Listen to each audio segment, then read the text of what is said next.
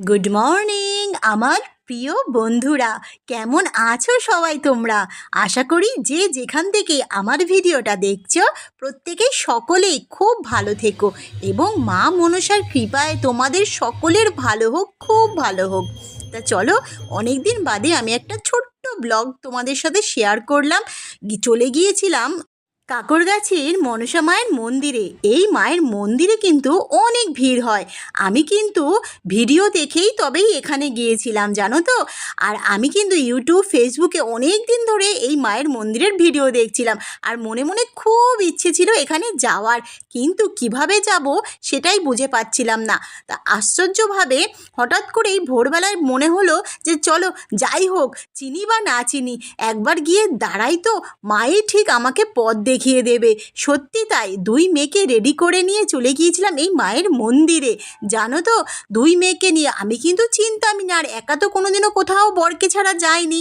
আশ্চর্যভাবে আমার কিন্তু কোনো কোনো অসুবিধা হয়নি এই মন্দিরটা পেতে। তা এই মন্দিরটা কিন্তু আমার শ্বশুরবাড়ির কাছেই, মানে বেলেঘাটার কাছেই, জানো তো।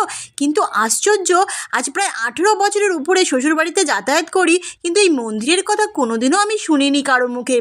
তো যাই হোক, ছোটো মেয়েকে ভোরবেলায় বরের কাছে রেখে দিয়েই দুই মেয়েকে রেডি করে নিয়েই চলে গিয়েছিলাম 221-এ করে এই মন্দিরে। তা 221-এ করে তোমরা যদি যেতে চাও, খুব ইজি। কাঠগোলায় নামবে, নেমেই দেখবে বাদিক দিয়ে হেঁটে সোজা চলে গেলে পরেই একদম মায়ের মন্দির পেয়ে যাবে। আর সেখানে গিয়ে দেখি, ওহ কি ভালো, মায়ের মুখটা দেখলে প্রাণটা একেবারে ভরে যায়। আর পাশেই ছিল এই জবা ফুলের গাছটা। এই টবে এই জবা ফুলটা ফুটেছিল। জবা ফুলটা যেন মায়ের জন্যই ফুটে রয়েছে। এক দিদিকে দেখলাম এই জবা ফুলটা আসলো আর অমনি ছিঁড়ে নিয়ে মায়ের চরণে গিয়ে অর্পণ করলো। আর তারপরেই তো আমাদের এই মানে মা, যে মা আর কি আশা মা বলে, সবাই আশা মা বলে ডাকেন, উনি ভীষণ ভীষণ ভালো, এত ভালো, এত সুন্দর করে কথা বলে। তোমরাও যদি যেতে চাও একবার ঘুরেই এসো, তোমাদেরও মনটা খুব ভালো লাগবে। আমার তো ভীষণ ভালো লাগলো। আর জানো তো, আমি কিছুতেই, এত ভিড় হয়েছিল, মায়ের ফুলই পাচ্ছিলাম না। আমার তো মনটা এত কষ্ট লাগছিল যে দুই মেয়েকে নিয়ে এত দূর থেকে আসলাম আশা করে যে মায়ের একটুখানি চরণের ফুল নিয়ে যাব, আর সেটা পাবো না।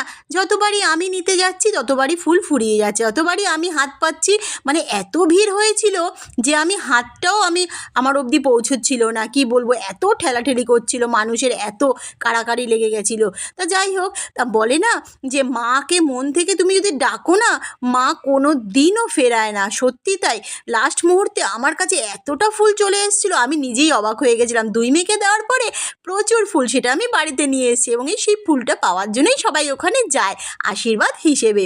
তা যাই হোক, ছোটোর থেকেই আমি অনেক মায়ের মনসা মন্দিরে গেছি। লেকটাউনে একটা বড় মনসা মন্দির আছে, জানো তো, যেহেতু আমাদের দমদমের ওখানেই আমার বাপের বাড়ি। তা ওই মন্দিরে আমি তো ছোটোবেলায় অনেক গেছি। বহুদিন পরেই কোনো মনসা মন্দিরে আমি গেলাম। তা এই মন্দির কিন্তু খুব ছোট্ট হলেও খুব ভালো। আর তোমরাও যদি যেতে চাও, অবশ্যই নাগেরবাজার থেকে 221 করে সোজা চলে যাবে, সব থেকে ইজি পথ। আবার যারা যারা নাকি শিয়ালদা থেকে যেতে চাও, শিয়ালদা থেকেও যেতে পারো। শিয়ালদা থেকে নাকি 45 বাস যায় ওখানে।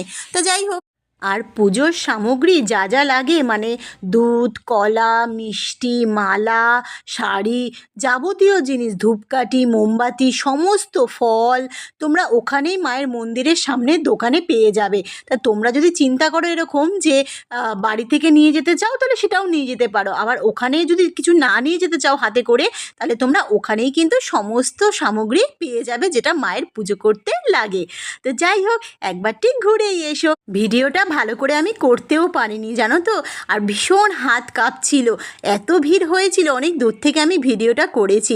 যদি একটু কোথাও ভুল ত্রুটি হয়ে থাকে, বা আমার কথায় কোথাও যদি ভুল ত্রুটি হয়ে থাকে, মায়ের আশীর্বাদে তোমরা কিন্তু কিছু মনে করো না, বন্ধু হিসেবে মানিয়ে নিও।